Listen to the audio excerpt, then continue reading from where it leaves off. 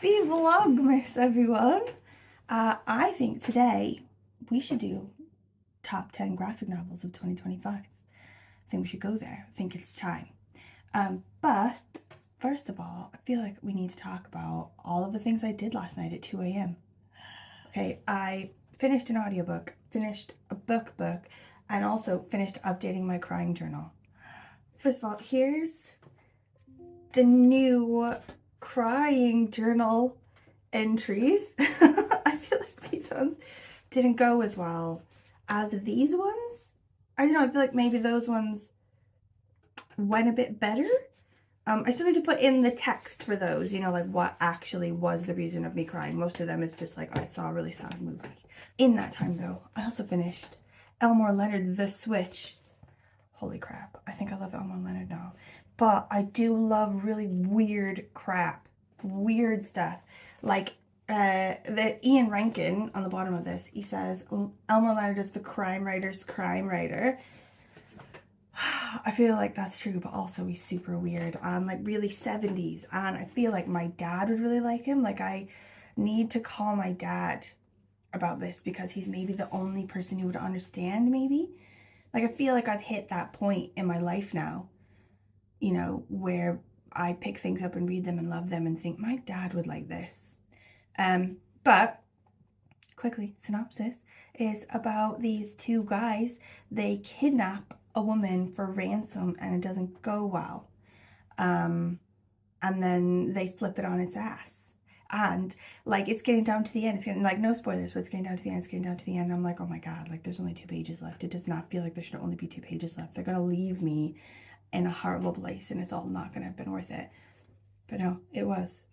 It was perfect. And I want to read so much more Elmer Leonard. Like, does anyone read him? Like, I feel like you either are an Elmer Leonard person or you're not an Elmer Leonard person. If you are, can you give me like the lowdown? Because I feel like an author's so prolific, there's gonna be good ones and bad ones, you know, like that. And I don't want to start on a bad one and ruin the whole project. I also finished Murderland, the audiobook. So I'm gonna give that 4 stars. So this one, 5 stars, 5 weird stars. Okay, Murderland, I'm gonna give 4 stars because there like was a bit of too much detail. Like I'm not really like that kind of person. Like I don't need to know every little thing. Like you can give me the gist and I'm still gonna enjoy it. You know what I mean? So I found it like a bit boring and pedantic in like little places. Other than that, so interesting. It's about Tacoma, Washington, and sort of like surrounds like Seattle, like the sort of like SeaTac metropolitan area. How we had so many serial killers in like 70s and 80s, and how crime was off the chain and then just sort of dropped off right about when the government sort of started telling factories they can't put lead in the air anymore and they can't put lead in the gasoline. Basically sort of like saying about the lead poisoning, it causes, I can't remember like the official word for it, but it was like a degradation of some part of the brain, which then causes serial killer behavior. Like we had so many serial killers and like she was like going through them saying like the ones and I was like, oh yeah, I remember that one. Oh yeah, I remember that one. Oh yeah, I remember that one. Absolutely loads of them. Like, you know, all just sort of running around all in the same sort of area when my parents were kids. I can't believe that my grandparents let them leave the house because, my god, serial killers and night prowlers be everywhere. And I've started a new audiobook, which is Fundamentally by Nusaiba Yunus, I think is her name. I think that's right. And this one is really good so far. It's like about this woman who writes an article. So she's like a PhD and like a doctor and, you know, professor or whatever. And she writes this article about de-radicalization of women who've chosen to join ISIS. And the UN reads it and picks her up for a job. They want her to like run this project for like rehabilitation of those women, and they're all sort of like in the refugee camps and everything like that. And she goes in and she's like super London. She's London as F, and she's in over her head. She like goes to Iraq. She's like, oh, she was not expecting Iraq to be like it is. Like she did not think that her life in Iraq was going to be like that. And she's facing like red tape and like uncooperative actors at like every point. Like it's hilarious. It shouldn't be hilarious. You'd think that something that serious and heartbreaking would be not hilarious. But this main character, this woman, I really like her. Like she's made it hilarious. And I've also started a new book, which is Susan Hill, Printer something. Oh, I found it. Printer's Devil Court by Susan Hill. I could actually go get the physical book, but it's so far away. It's in the other room. I haven't started it yet, but I feel like anything by Susan Hill is gonna be good. So that's the update. Okay, let's get stuck into these graphic novels. So some of them are grown-up graphic novels, and some of them are kid graphic novels because I do be loving both. Some of them I read with my kid, so I think we should do another day whereby my kid says her favorite books of the year, and I think one or two of those will be in that list. Hold on, my husband's vacuuming. Can you hear it? Is it really loud? His mum is coming today. She's vacuuming. Cute. Okay, we're just gonna have to power through. If you can hear that, I apologize. Okay, so I'm not gonna like put them in any particular order. It's not gonna be like a 10, 9, 8 like countdown thing to the best one because I don't know which ones are the best ones. It was the best I could do to get it just down to 10. Okay, but I'd say there's about like half kids one, half grown-up ones. I don't know. But also I only have 6 of them physically with me. The other 4, I either got them from the library, bought them and had them on holiday, and then in order to get home with all the stuff I bought on holiday, had to ditch them.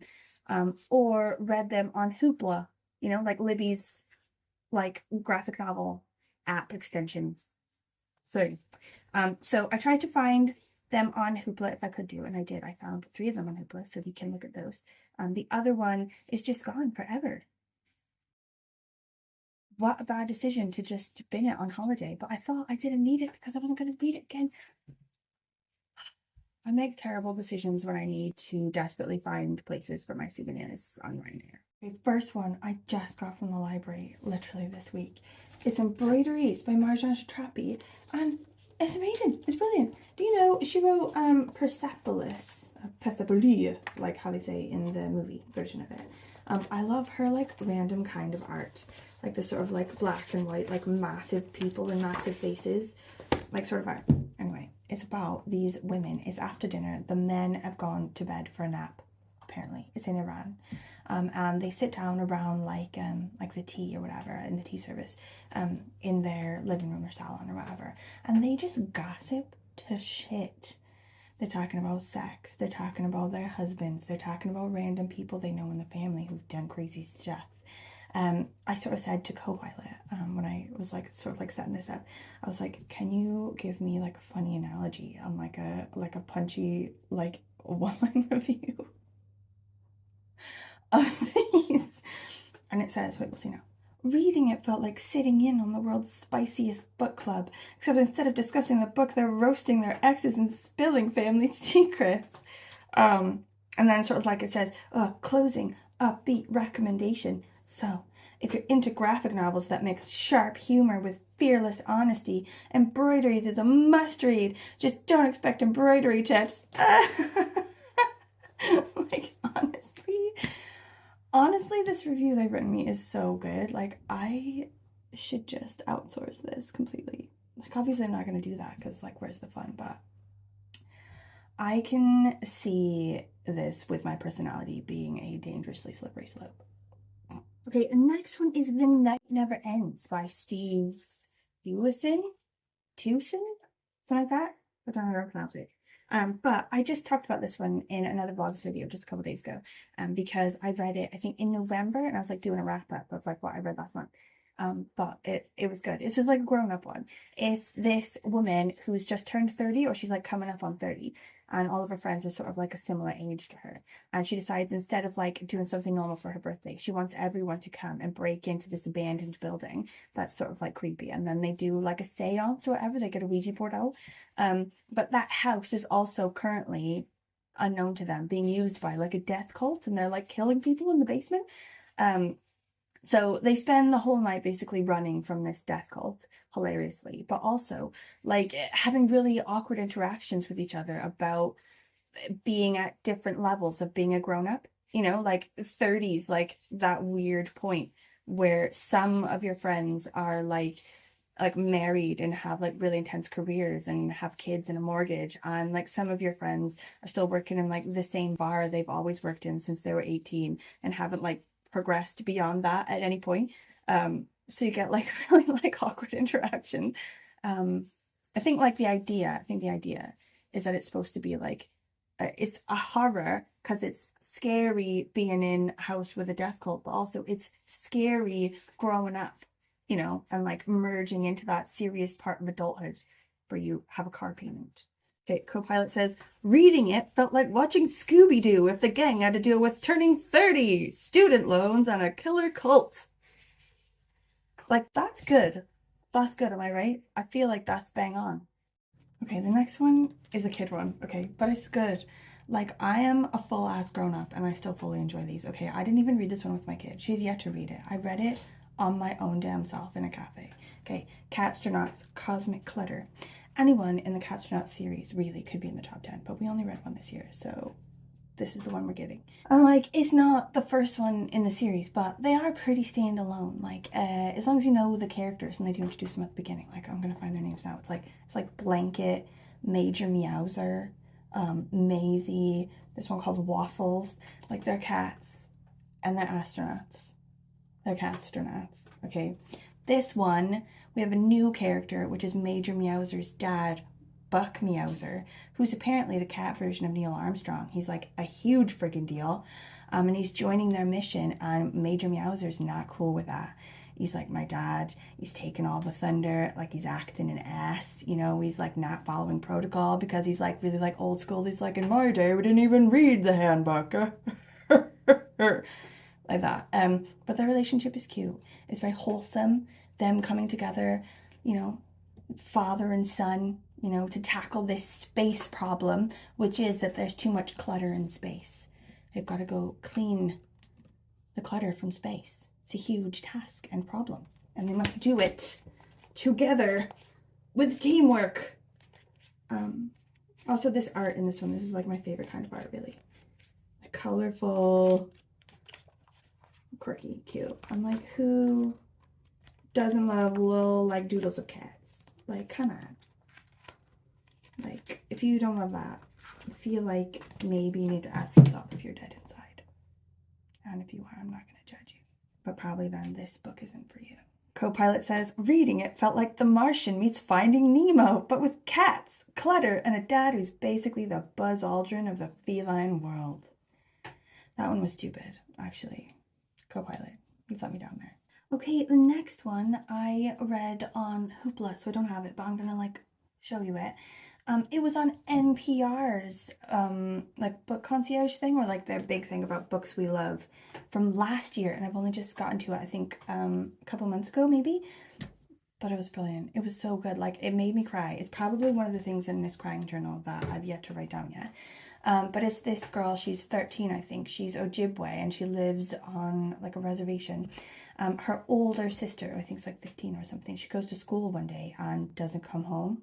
Like, she was abducted and killed, like, presumably. Like, I don't think we ever really find out what happens to her. Like, not that that's a spoiler. I think that's a spoiler. Sorry, is that a spoiler? But it's basically, she now sees, as she's going through, she's the only one who, like, refuses to just sort of put it behind her. Like, her mother has just, like, it's too hard. She can't face it. So she just leaves the reservation. She leaves her whole life. She leaves her husband, her family. She goes, gets a weird like rich white boyfriend in the city and gets a new job and a new life, and like can't face it.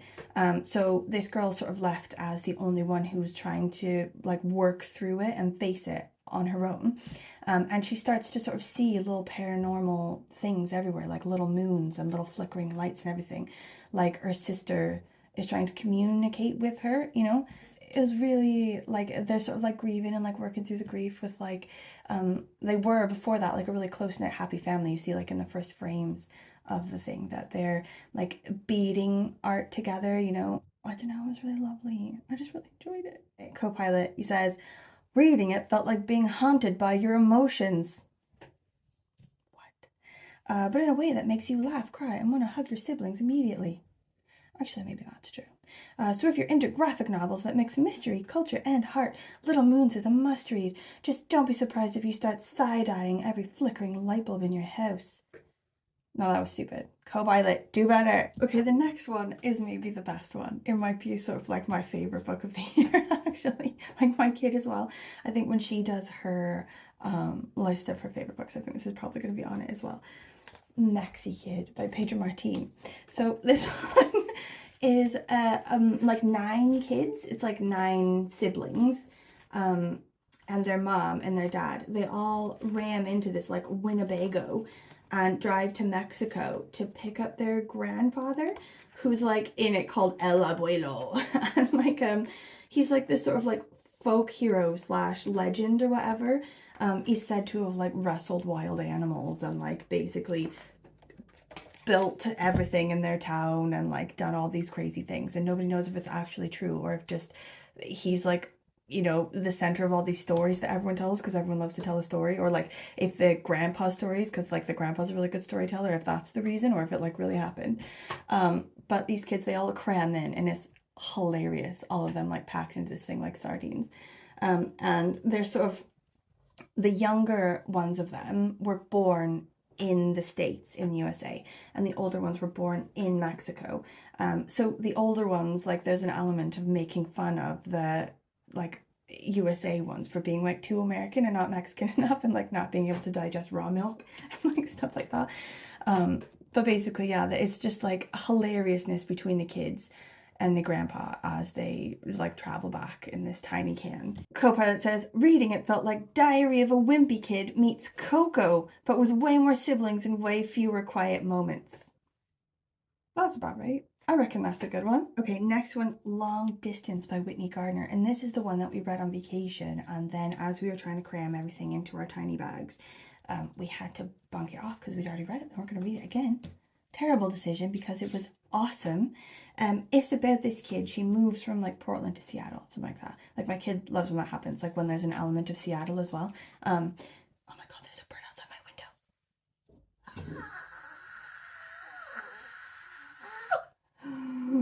It's happening. I put a birdhouse outside my window so the birds would come visit me. It's a magpie. Oh, it's gone. Oh, I moved. Anyway, okay, this kid, she moves from Portland to Seattle and has to leave her bestie behind. And she's trying to get in touch with her bestie. And she's like, I don't need any more friends. I don't need any more besties. I've left my bestie behind. I'm not going to replace my bestie. And her parents are like, no, you need to make friends. Like, stop being stupid. So they send her to camp. But something about the camp is super weird. And she starts to make friends, you know, with her like bunkmates and like the people in the camp. And they then together start to realize something strange about things going on. Like, why are the rocks not actual rocks but plastic with speakers in? Why is everything so strange? Why is that kid over there who's been here the longest and says that he's the kids of the people who run it acting so strangely? Basically, you know, like no spoiler or anything, but it's like to do with maybe something, maybe to do with space, and maybe something a little bit potentially to do with aliens. That's it. That's all I'm giving you. But I feel like you need to know that because it's important to get you to read it because it's got aliens in it. Okay, co-pilot says, reading it felt like Parent Trap meets X-Files. Yeah, okay. Yeah, that's a good one. That'll work.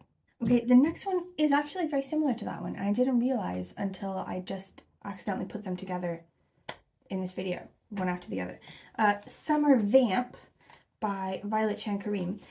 So this one's also a camp story, and also one where a kid goes to camp and isn't sure that she's going to make any friends at camp. But then she does end up making weird friends at camp, and it's funny. But the problem with this one is that she goes to vampire camp on accident instead of cooking camp. Something crazy just went out. Very strange noise just happened outside my window. I just moved into this house, and this window and everything that happens outside of it is very brand new, and every minute is a strange new thing. Sorry, where was I? Oh yeah, she goes to vampire camp. She gets on the wrong bus. She's like, I'm gonna go to cooking camp with all her pots and pans and everything, and then she shows up at vampire camp, realizes that all of them are vampires, and legitimately thinks that they're gonna attack her and drink her blood. That's apparently not how vampires work, just in case you were wondering. But this is another, like, you know, cute making friends sort of camp situation. Reading it felt like Camp Rock meets Hotel Transylvania, but with more garlic bread and way more awkward icebreakers. Camp Rock meets Hotel Transylvania. Yeah, okay. Yeah, I can see that. Yeah. Okay, this next one I got from the library and I really liked it. This was a really good one as well. I read it ages ago, maybe like in February. I forgot about it. It's so good. My Life Among Humans by Jed McGowan. So this one, an alien again. He comes to the desert and his job is to just compile data on humans. Like, not for any nefarious reason, just to sort of report back, you know, to the home planet for later data. But it's very important that he not interact with the humans at all. They cannot, under any circumstances in the rulebook, know that he's there or that he's an alien or that he's compiling data. And to do with like spores in the atmosphere, he can read their minds, so, you know, to better compile data. But he sort of gets obsessed with this one family. Like, they're so interesting. He needs to know more about this family, and he accidentally gets a bit too close, and they see him and they know that he's an alien, and he panics and he's like, shit, and his spores go crazy, and he finds out that he can actually control their minds as well. And then now he's stuck. He's like making this family like act natural. Like, the family knows that they're being controlled and they're just talking to their neighbors like everything is fine. Like, and he's got to sort of like get himself out of this hole that he's created. I think generally it's about sort of like free will, etc. But mainly it's just hilarious and like quite cute. I don't think it's a kid one necessarily, because there are a lot of sort of like, I guess, like older sort of jokes and stuff that would like go over my kid's head if she was to read it, but it's not like, you know, adult themed or anything like that. But yeah, okay, co-op says, reading it felt like E.T. meets Black Mirror. No, I would not say that. E.T. meets Black Mirror. Actually, maybe like more E.T. vibes than anything. I guess the Black Mirror element is just that he can control them accidentally. Okay, two more. I gotta be quick because I have to be some places. Okay, so it's another kid one. My kid and I, we get these from the library. It's another like series. So this one's full blast and it's not the first one in the series, but literally any of the books in the series are fine. And they're like fine to be standalone as long as you know who the people are. It's this guy who is an alien. He has come down to Earth to gain information about Earth and to send it back to his 3 dads on his home planet, to sort of like convince them that Earthlings aren't so bad. And then Joe Pidge, who is a pigeon, showing him around the city and Earth and telling him about Earth. But Joe Pidge, he's very New York. He's very like overconfident and wisecracking and like knows everything and knows everybody and like says a lot of stuff like it's true, but obviously isn't. You know what I mean? Like, everybody knows like one of these guys. Like, everybody's got an uncle who like thinks that they invented everything. But he's hilarious. He's absolutely freaking hilarious. So like, it looks very kid-like, and it is very kid-like. It is for like kids. But it's got like enough in it. It's sort of like a Disney movie, you know. I swear that all Disney movies have like a million adult jokes secretly in them, just so that parents will bring their kids to it, you know, so that it won't be so excruciating for parents that they're like, no, we're not going to see that. It's like so that they'll enjoy it as well. I would say this is one of those things. Okay, co-pilot. Reading it felt like Men in Black meets Narwhal and Jelly. That's a good one.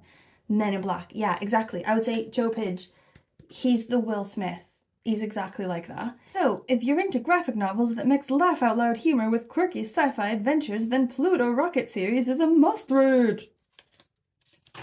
Okay, last one, Firelight Apprentice by Brie Paulson. So Brie Paulson does like this other series with this garlic character. Like he's literally a bulb of garlic, but he's an enchanted bulb of garlic, and he has a face and walks and talks around.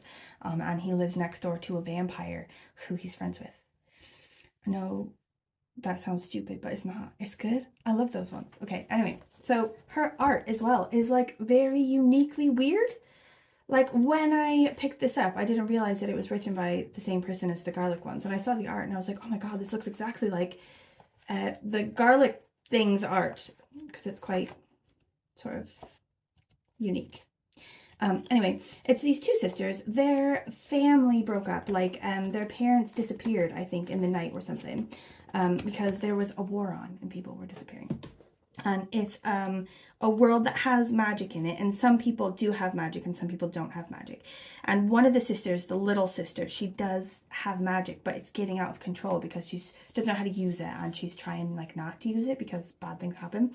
So the older sister thinks she's taking care of her by apprenticing her to like this thing where she can get like a king's magician to apprentice her and like teach her how to use her magic and stuff. But then she has to leave her hometown, she has to leave her sister, and she has to move in to this scary place with these strangers.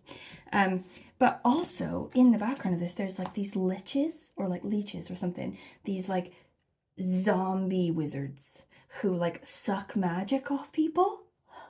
So she's like grieving, she's dealing with like her like world being war torn, like all this magic. She doesn't know how to deal with her magic, she's trying to learn how to use her magic. She's like living amongst strangers who some of them are kind of mean to her for no reason. And also potentially maybe someone in her life, maybe someone she doesn't expect, maybe is trying to steal her magic. Maybe, I don't know, like could do. No spoilers, I promise. Co-pilot says Frozen meets Lord of the Rings. No, I don't see it.